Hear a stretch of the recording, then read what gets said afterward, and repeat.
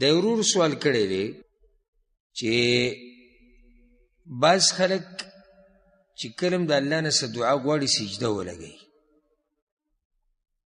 او زه به ورسره دا زیاته کړم، ما په دې باندې مخکې خبره هم کړې وم دغه سوالاتو جواباتو کې، چې زموږ د بعضو خلکو دا عادت دی چې کله مونځ ختم کړي د هغې نه بعد یو سجده لګوي.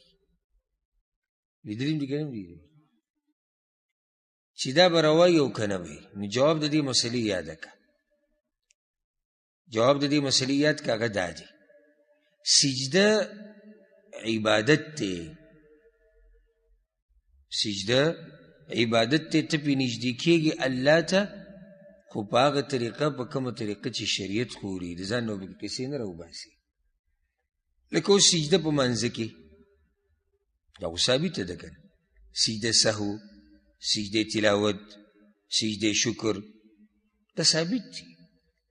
سجده محض د دعا دپاره د په شریعت کې نه دي راغلي. څنګه محض د دعا دپاره؟ لکه اوس یو سړی د الله نه څه غواړي او ذهن کې هغه حدیثي چې رسول الله وسلم وایي چې کله بنده په سجده کې نو الله ته ډېر نږدې، نو ده وایي چې راشه سجده به ولګوم او په دې سجده کې به د الله نه دا دعا وغواړم. موږ ده ته وایو ستا دا کار روا نه دی. ولې روا نه دی؟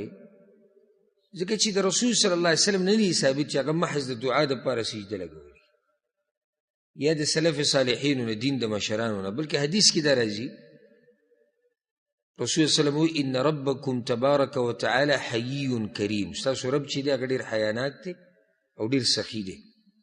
یستحیی من عبده اذا رفع یدیه الیه ان یردهما صفرا، چې بندو ته کله لاس اوچت کړي څه ترې غواړي که نه الله له حیا ورځي د دې نه چې له لاسونه وله خالي راواپس کړي. نو ګوره دې ځای کې لاسونه اوچتول ذکر شوي دي. عام د دعا وخت چې دی هغې که به ته لاسونه اوچتې، الا هغه ځای چې رسول الله وسلم پکې دعا غوښتلې او لاسونه یې نه اوچت کړي، هلته به صرف بیا دعا وغواړي. کله هم ستا دعا ته ضرورت راغی او د الله نه څه غواړي او دا وخت د سجدې د منځه نه دی، د سجدې شکر نه دی، د سجدې تلاوت نه دی، د سجدې سهو نه دی، نو د ځان نه سجدې لګول پکې نشته، بیا دا نه دی ثابت. یو سړی به وایي چې نه دا خو جو عبادت دی او دا خو سجده ده، نو څه چلو شو منځه کې موږ لګو نو زه تاته دا یم رکوع به ولګو. څه خیال دی رکوع کوو؟ رکوع به وکړو د الله نه به پکې دعا وغواړو. ولې نه شي؟ نو په منځه کې موږ رکوع نه کوو. رکوع هلته ثابته ده، نو د رکوع او د سجدې یو مسله ده، نو د رکوع او د سجدې یو مسله ده. صرف محض د دعا دپاره سجده لګول دا نه دي ثابت، او په دې به ډېرو علماو پخوانو اوسنو ردونه کړي دي. دغه شان د هر منځه نه بعد سجده لګول.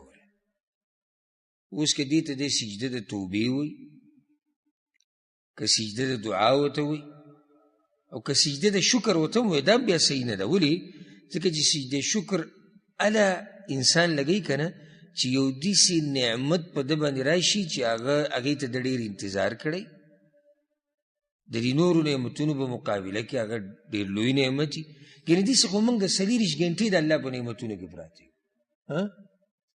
بیا خو به بس په مخه سجدې لګو سر به ترې نه اوچتو. یو سړی دی د جیل نه آزاد شو، یو سړی دی الله وله بچی ورکو، یو سړی دی الله وله قرضې ختمې کړي، په مسلمانانو الله عموما یو خوشحالي راوسته ګټه، سړی سجده ولګي صحیح ده.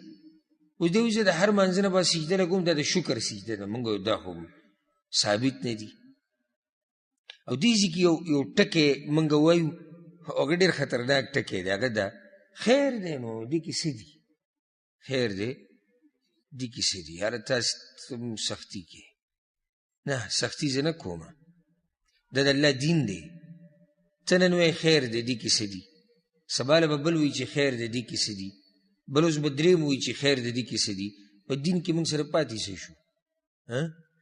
دا زمونږ په دې معاشره کې چې دا کم بدعات او خرافات دي، د نوي نوي کارونه کېږي، د دلیل چې پې نشتي که نه، د دې په اړه او په باره کې هم اول پیر خلکو دقه ویلو چې خیر د دې کې څه دي. نن یې موږ دین ګڼو، نن یې موږ څه ګڼو؟ ولې دین ګڼو؟ خیر د دې کې څه دي؟ خیر د دې کې څه دي؟ ټکی ویلی شوی دی، یا مولیانو صاحبانو ویلی دی، یا عوامو ویلی دی، او هر چا چې ویلی دی. خو موږ ته هغه مسله اوس داسې جوړه شو چې موږ یې دین ګڼو، که څوک رد کوي زموږ ورسره طبیعت خرابېږي. څنګه خیر د دې کې څه دي؟ دا د الله دین دی. ګوره کله چې ته یو ځي ته ورځې، یو ادارې ته ورځې، یو ملک ته ورځې، هلته د هغوی خپل آداب دي، یو قانون، یو طریقه یې ښودي چې دلته به دا کوې، دلته به داسې کوې، دلته به دغه کوې. د چا نیکه دي دغسې کې ووایي که نه چې خیر د دې کې څه دي؟ ویلی شي ته ده؟ ته هغه بورډ ته وګورې چې ها دا به کوې، دا به کوې، په دې ټیم به راځي، دومره کسان به راځي، دا کاغذونه به راوړي، دا به نه راوړي، ته حقه برابرې. خو یو پکې هم دا نه وایي چې خیر د دې کې څه دي؟ حالانکې دا د مخلوق خبره ده. نو دا خو دین د الله دی. څنګه په دین کې موږ وایو چې خیر د دې کې څه دي؟ دا ډېره خطرناکه جمله ده. ګورې خیر په بدعت کې نه وي. ګورې خیر الله او د الله په تابعدارۍ، د الله د رسول په تابعدارۍ کې. خیر هغه د قرآن او د حدیث په تابعدارۍ کې دی.